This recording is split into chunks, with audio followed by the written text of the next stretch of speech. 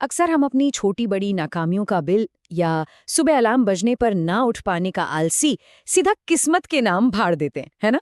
कह देते हैं कि भाई भाग्य में यही लिखा था। लेकिन क्या सच में सब कुछ पहले से तय है? आज के इस खास विश्लेषण में हम एक ऐसे सदियों पुराने विवाद पर चर्चा करेंगे जो शायद दुनिया का सबसे बड़ा फिलोसॉफिकल टकराव है। पहले से तय नियति यानी डेस्टिनी और इंसान के कर्म की ताकत के बीच का टकराव।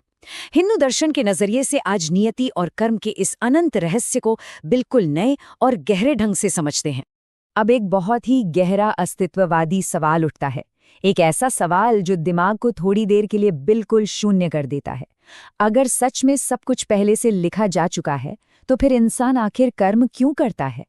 जरा सोचिए, अगर इस पूरे ब्रह्मांड की स्क्रिप्ट पहले से ही लॉक हो चुकी है, कॉस्मिक लेवल पर सब फाइनल हो गया है कि किसे क्या मिलेगा, तो सुबह जल्दी उठकर पसीना बहाने का या अपने लक्ष्य के पीछे पागलों की तरह भागने का मकसद ही क्या रह जाता है? ये सवाल किसी को भी पंगु बना सकता है, क्योंकि ये सीधे हमारे वजूद पर चोट करता है। तो चलिए दिमाग को सुनकर देने वाले इस भ्रम को थोड़ा सुलझाते हैं और इसकी गहराई में उतरते हैं। एक तरफ नियति है जो डंके की चोट पर कहती है कि सब निर्धारित है, और दूसरी तरफ कर्म है जो इंसान को आगे बढ़ने और लड़ने को कहता है। इन दोनों के बीच का ये जो सफर है, ये डायलेक्टिक आर्क, ये दरअसल इन दोनों को एक दूसरे का दुश्मन नहीं बताता, बल्कि जब हम इसका गहरा विश्लेषण करते हैं तो मानवीय क्षमता के बारे में एक ऐसी शानदार सच्चाई निकल कर आती है जो इस पूरी चिंता को हमेशा के लिए खत्म कर सकती है।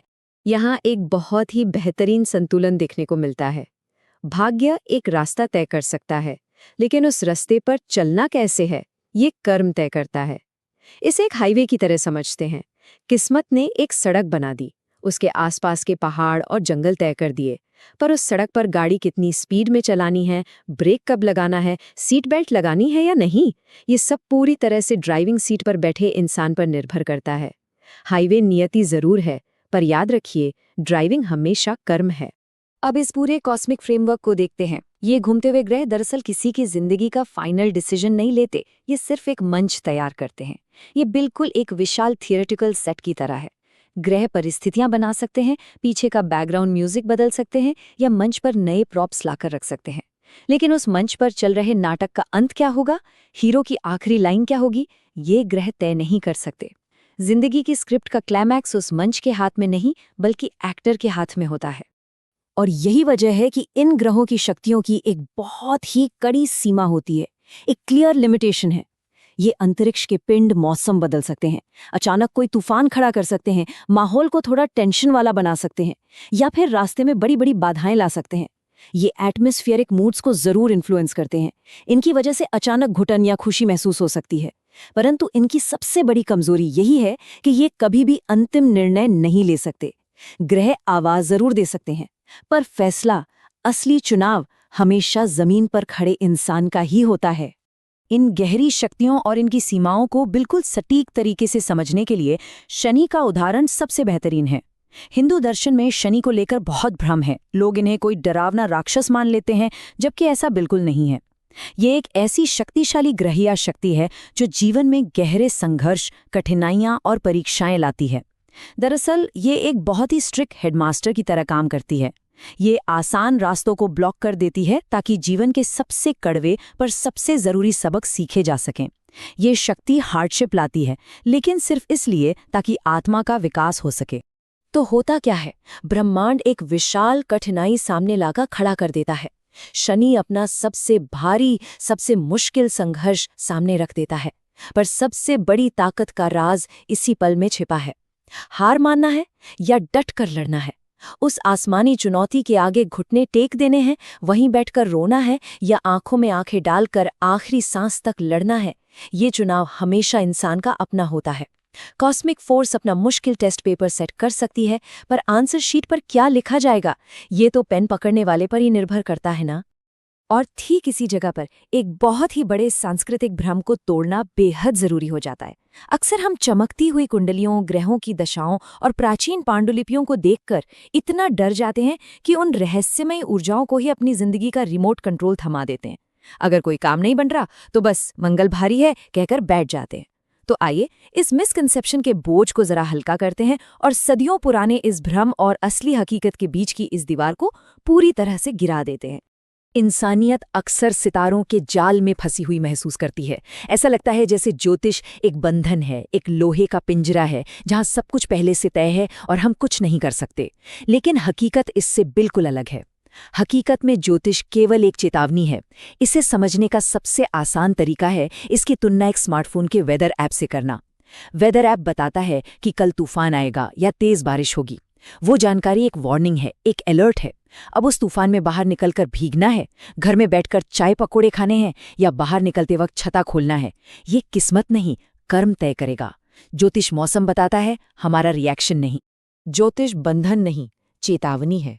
ये पंक्ति, ये एक सिंपल सा थॉट उस डर, उस चिंता और लाचारी को बिल्कुल जड़ से उखाड़ देता है जो किसी को भी अपने जीवन में आगे बढ़ने से रोकती है। ये एक ऐसी थॉट प्रोसेस है जो हमें आज़ाद करती है। ये इस प्राचीन आध्यात्मिक विज्ञान को किसी उम्र कैद की तरह नहीं, बल्कि एक एडवांस्ड रेडार की तरह पेश करती है। एक ऐसा टूल जो डराने के लिए नहीं, बल्कि आने वाले वक्त के प्रति जागरूक और तैयार करने के लिए बनाया गया है। अब तक हमने जितनी भी बातें की हैं, अगर उन सबको एक साथ जोड़ दिया जाए तो एक बेहद खूबसूरत और सरल रूपक सामने आता है, एक मास्टर की। ये चमकते हुए विशाल ब्रह्मांडीय आकाश और जमीन पर चलते इंसान के कर्मों के बीच का सबसे सटीक रिश्ता है। ये चाबी एक ऐसी समझ है जो इस सदियों पुरानी बहस को हमेशा के लिए शांत कर देती है। ये रूपक बिल्कुल साफ कर देता है कि इस खेल में आसमान का क्या काम है और जमीन का क्या काम है। जरा ध्यान से समझिए कि ये प्रक्रिया असल जिंदगी में क्रमवार यानी स्टेप बाय स्टेप कैसे काम करती है। पहला कदम, भाग्य दरवाजा दिखाता है। नियति या किस्मत उस चौखट पर रोशनी डालकर एक इंसान को ठीक दरवाजे तक ला सकती है, उसे एक गोल्डन अपॉर्चुनिटी दे सकती है। लेकिन, और ये इस पूरे विश्लेषण का सबसे बड़ा लेकिन है, उस दरवाजे को खोलना हमेशा और हमेशा कर्म के हाथ में होता है।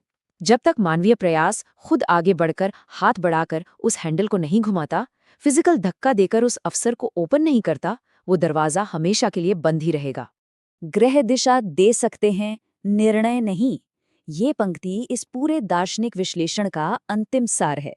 सितारे और किस्मत भले ही रास्ता दिखा दें, बिल्कुल हमारी गाड़ी के जीपीएस की तरह, डायरेक्शंस बता दें कि आगे टर्न लेना है या सीधे जाना है, लेकिन उन सितारों के पास उस रास्ते पर पहला कदम रखने की या इंजन स्टार्ट करके एक्सेलरेटर दबाने की कोई शक्ति नहीं होती।